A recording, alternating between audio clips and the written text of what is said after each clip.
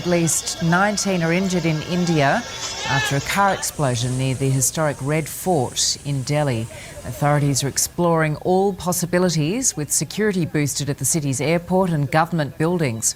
Thousands of tourists visit the Delhi की उस शाम जब शहर अपनी सामान्य जिंदगी जी रहा था, अचानक धमाका हुआ और उस धमाके ने वहां मौजूद लोगों की न केवल जिंदगियां बदल दी, बल्कि एक बड़ा सवाल खड़ा कर दिया।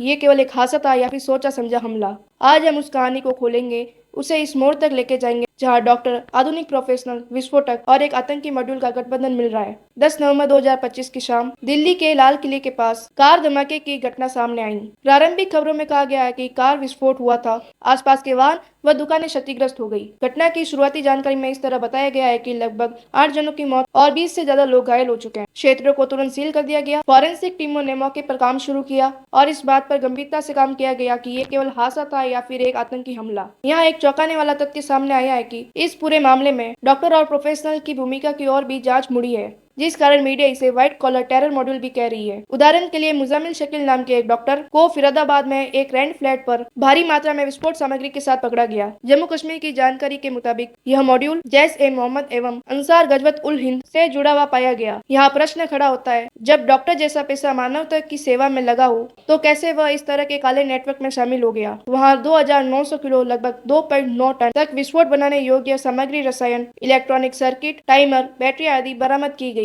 इसके अलावा एक राइफल व अन्य हथियार भी पकड़े गए। बताया गया है कि उस फ्लैट में डॉक्टर ने लगभग 360 किलो के आसपास अमोनियम नाइट्रेट जैसी सामग्री छुपाई थी। इस प्रकार की मात्रा और इस प्रकार के सामान दिखाते हैं कि यह केवल सार्वजनिक डर फैलाने हेतु तक सीमित नहीं था, बल्कि एक बड़े स्तर के वारदात की तैयारी थी। गिरफ्तारियों की तस्वीर भी खतरनाक है। मुजामिल शकील के अलावा एक डॉक्टर को उत्तर प्रदेश से जुड़ा बताया गया। इसके अलावा गुजरात में भी एक डॉक्टर को गिरफ्तार किया गया, जिनसे जाली हथियार, कैरेट्स और संभावित विष पदार्थ बरामद हुए। अभी जांच चल रही है कि ये डॉक्टर एक दूसरे के साथ जुड़े थे या फिर अलग अलग इकाइयां थी और कौन कौन शामिल है। इस कहानी में सबसे जटिल बात यह है कि पेशेवर लोग, जिनके बारे में आम धारणा है कि ये लोग समाज की सेवा में लगे हुए हैं, तो कैसे वो इस तरह की गंभीर साजिश में शामिल हो सकते हैं। तो सवाल यह है कि क्या ये धमाका सच में आतंकी हमला था?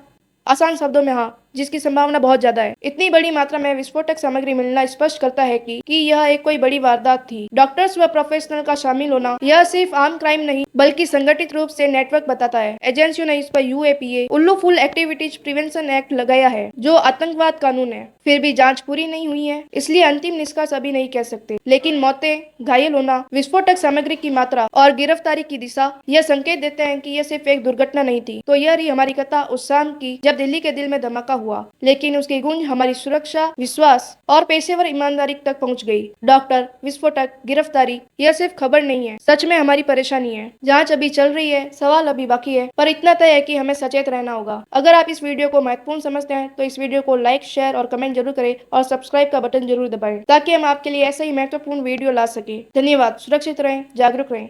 जय हिंद, जय भारत।